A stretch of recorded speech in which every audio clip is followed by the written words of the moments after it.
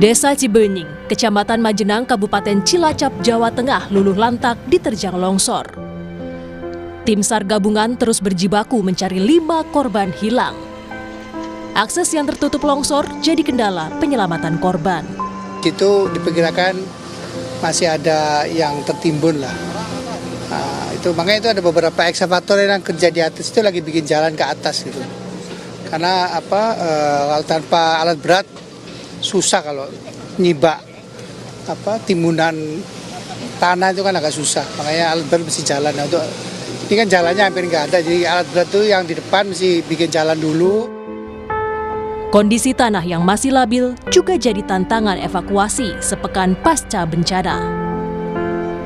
Badan Meteorologi, Klimatologi, dan Geofisika BMKG memprediksi cuaca di Cilacap, Jawa Tengah masih berpotensi hujan ringan hingga lebat. Kondisi ini dapat menyebabkan tanah menjadi jenuh air dan mengurangi kestabilan lereng, sehingga meningkatkan potensi terjadinya tanah longsor di daerah ini. Menghimbau masyarakat, terutama yang bermukim di lereng perbukitan, tebing sungai, dan kawasan rawan longsor, untuk meningkatkan kewaspadaan terhadap potensi tanah longsor akibat hujan dengan intensitas sedang hingga lebat yang dapat terjadi dalam beberapa hari ke depan. Selasa 18 November 2025, tim SAR gabungan menemukan 2 korban dalam kondisi meninggal. Total korban tewas akibat longsor Cilacap menjadi 18 orang. 5 korban lainnya masih dalam pencarian. Jadi didasarkan pada pelaksanaan operasi SAR hari ini, di mana korban pada worksite B2 ditemukan sejauh 10 meter dari lokasi rumah, maka kami besok pagi dan seluruh tim SAR gabungan akan melaksanakan operasi SAR dengan jarak pencarian dari titik rumah menuju lokasi pencarian itu kurang lebih 10 sampai dengan 15 meter. Warga yang terdampak longsor masih bertahan di pengungsian dan mendapat pemulihan trauma dari anggota Polresta Cilacap. Tim Liputan, Kompas TV. Saudara, korban tewas akibat longsor di Desa Cibenying, Cilacap, Jawa Tengah mencapai 18 orang, sementara 5 orang lainnya masih hilang. Dan hari ini, saudara, adalah hari terakhir pencarian korban. Apa yang akan dilakukan hari ini untuk memaksimalkan pencarian? Kita tanyakan langsung kepada Kepala Pusat Data Informasi dan Komunikasi Kebencanaan BNPB, Abdul Muhari, telah bergabung bersama kami melalui sambungan daring. Selamat pagi, Assalamualaikum Pak Abdul Muhari. Selamat pagi, waalaikumsalam Mbak Adisti. Iya Pak Abdul Muhari, ini kan kita tahu jadi hari terakhir pencarian. Masih ada 5 orang lagi yang diperkirakan masih tertimbun bencana tanah longsor di sana. Apa yang akan dilakukan atau apa yang akan dimaksimalkan dalam proses pencarian di hari terakhir ini, Pak Abdul Muhari? Iya, untuk hari terakhir ini tentu saja seluruh personil masih akan tetap berupaya maksimal, khususnya di site pencarian ya, yang menjadi fokus yang selama ini mungkin sedikit belum bisa dijangkau. Kemarin sudah bisa ditembus oleh alat berat, dan saat ini personil masih tetap lebih kurang 600 personil gabungan. Alat berat ada sekitar 25 alat berat, K9 anjing pelacak juga masih 18 ekor ada di lokasi kejadian. Nah, ini memang hari terakhir dari 7 kali 24 jam yang pertama sesuai SOP dari Basarnas. Waktu modern time pencarian itu ada 7 kali 24 jam. Kita nanti setelah pada penutupan upaya pencarian hari ini, kita akan kembali berdialog dengan keluarga korban yang belum ditemukan, Mbak Desti. Sekiranya nanti keluarga korban nanti tetap menginginkan operasi pencarian dilanjutkan sampai jasad keluarga mereka ditemukan, tentu saja ini menjadi kewajiban bagi kami untuk meneruskan. BNPB dalam hal ini yang akan mendukung operasional pencarian itu akan menyanggupi itu untuk melanjutkan pencarian. Tetapi sekiranya nanti dari pihak keluarga mengikhlaskan, maka pencarian dalam personil yang terbatas dan dukungan sarana prasarana terbatas akan terus dilakukan, tapi prioritas nanti akan kita lihat di beberapa site saja. Jadi intinya nanti setelah upaya pencarian hari ini kita akan berdialog dengan keluarga korban untuk memutuskan apakah akan diteruskan atau kemudian kita hentikan, dalam artian bukan berhenti total, pencarian kan tetap diteruskan tetapi jumlah personil dikurangi, Mbak Disti. Oke, jadi itu artinya ketika nanti ada dialog bersama dengan keluarga korban, jika memang keluarga korban masih menginginkan atau berharap agar anggota keluarga mereka bisa tetap dicari, akan ada perpanjangan operasi pencarian dengan personil yang terbatas ya Pak ya, tidak sepenuhnya seperti yang saat ini berlangsung ya Pak ya? Benar, jadi dalam beberapa kasus kejadian bencana, upaya pencarian itu bisa kita perpanjang 2 kali, 3 kali 24 jam, jadi 2 kali 3 hari. Ini pernah kita lakukan juga di beberapa tempat yang lain, dan memang kemudian keputusan akhirnya setelah kita berdialog dengan keluarga korban, Mbak Disti. Oke, kalau kita lihat dari evaluasi dari mulai hari pertama pencarian sampai ini hari terakhir, Pak Abdul Muhari, apa sebenarnya yang menjadi kendala pencarian terhadap 5 korban yang sampai saat ini masih belum ditemukan dan masih hilang? Informasinya memang benarkah pencarian korban ini terhambat karena memang kondisi tanah yang labil, Pak Abdul Muhari?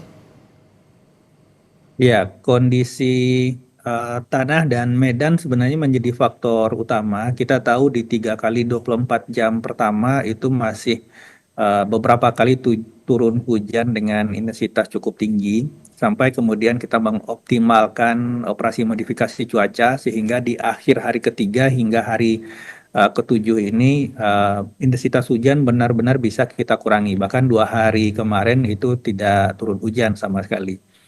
Nah, selain itu ada beberapa site pencarian. Jadi yang perlu kita ketahui bahwa panjang dari daerah longsoran ini mencapai 977 meter, Mbak Disti, hampir 1 kilo.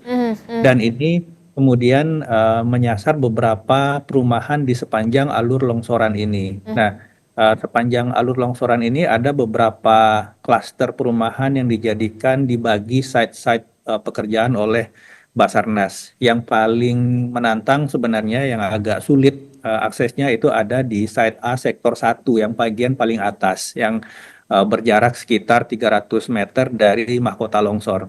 Nah, ini yang menjadi tadi sempat kita lihat visual Pak Menteri PU menyampaikan alat sudah membuat jalan ke titik sektor A1 yang merupakan titik paling menantang untuk dijangkau selama ini, dan kita harapkan kalau itu sudah bisa ditembus oleh alat berat, hari ini kita bisa mengharapkan hasil yang maksimal, Mbak Adisti. Oke, kita harapkan proses pencarian hari ini di hari terakhir bisa dimaksimalkan agar 5 orang yang masih hilang ini bisa segera ditemukan di hari terakhir. Kemudian begini Pak Abdul Muhari, terkait dengan hunian sementara progresnya, perkembangannya sampai saat ini seperti apa, Pak Abdul Muhari? Ya, untuk hunian sementara, pemerintah Provinsi Jawa Tengah sudah menyediakan lahan seluas 2 hingga 3,5 hektar. Nah, tentu saja dalam penentuan lokasi ini kita tidak boleh juga gegabah. Kami BNPB mengajak serta Badan Geologi PVMBG di Jawa Barat di Bandung untuk mengecek kesesuaian atau kelaikan dari lokasi ini dari sisi topografi dan kerentanan terhadap longsor. Pagi ini sudah menerima laporan asesmen dari Badan Geologi. Secara umum memang lokasi ini masih termasuk daerah kawasan rawan longsor meskipun kategorinya rendah ke menengah. Jadi ini bisa kita gunakan tentu saja dengan beberapa penguatan-penguatan lereng atau penguatan lahan yang bisa kemudian menjamin masyarakat yang kita pindah ke sana tidak lagi menghadapi tantangan yang sama.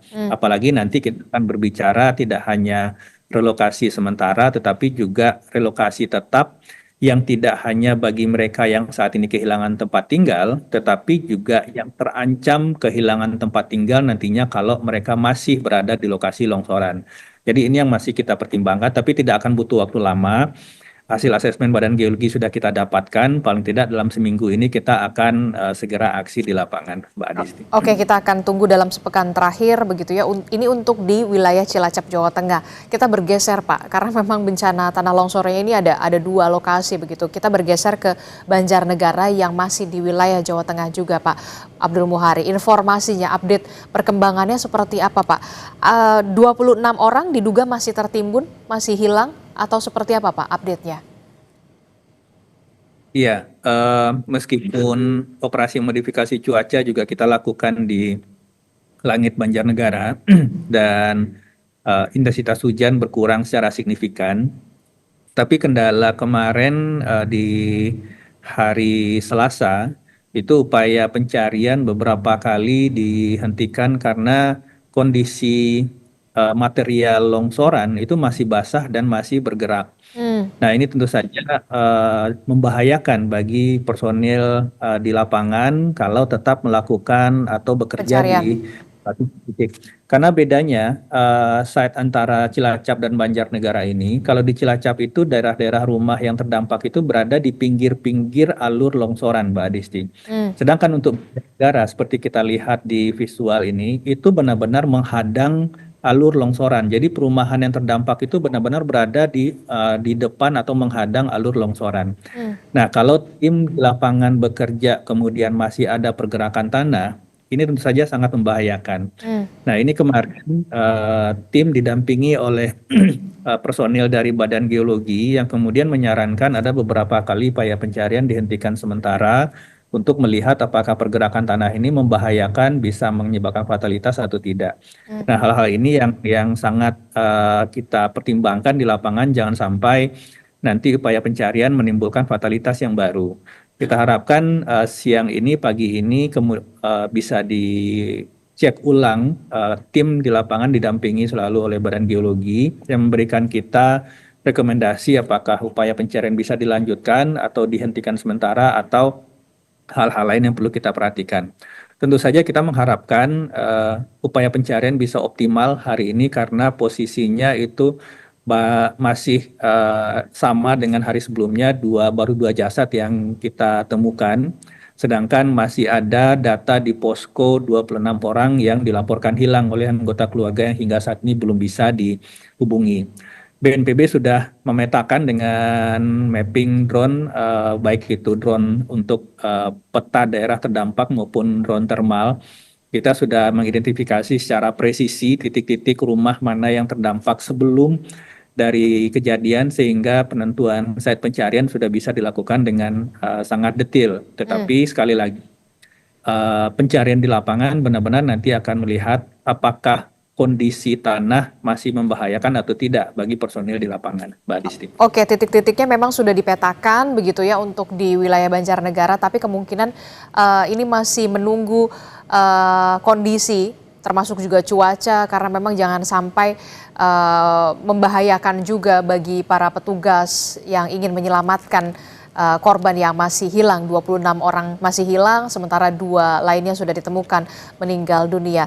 Apakah nanti akan ada pengerahan perbantuan alat berat yang nanti akan dikerahkan lagi ditambah atau personil atau seperti apa Pak? Informasinya kan akses menuju ke lokasi bencana tanah longsor di wilayah di wilayah Banjarnegara, Jawa Tengah ini sulit sekali. Ya, kemarin Kepala BNPB bersama Menko PMK sudah meninjau langsung kondisi di lapangan. Memang untuk akses lokasi menuju ke daerah terdampak itu sepanjang jalan itu masih ditemukan retakan-retakan tanah yang sebenarnya itu masih mengindikasikan pergerakan tanah yang masih aktif.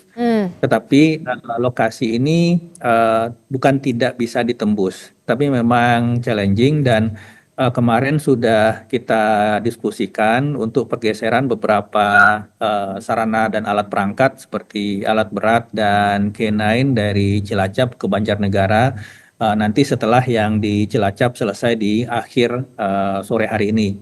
Kita harapkan dengan pergeseran kekuatan ini dan pergeseran dukungan alat berat dan lain-lain tentu saja tidak hanya dari Cilacap, dari tempat-tempat lain juga kita lakukan pergeseran dukungan alat perangkat.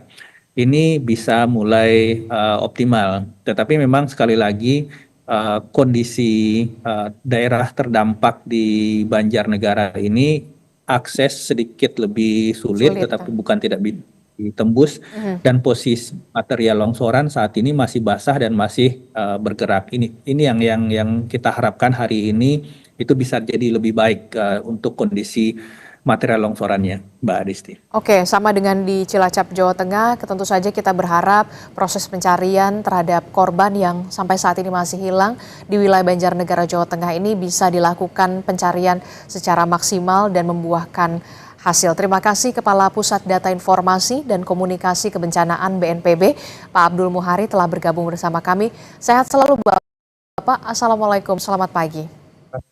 Waalaikumsalam.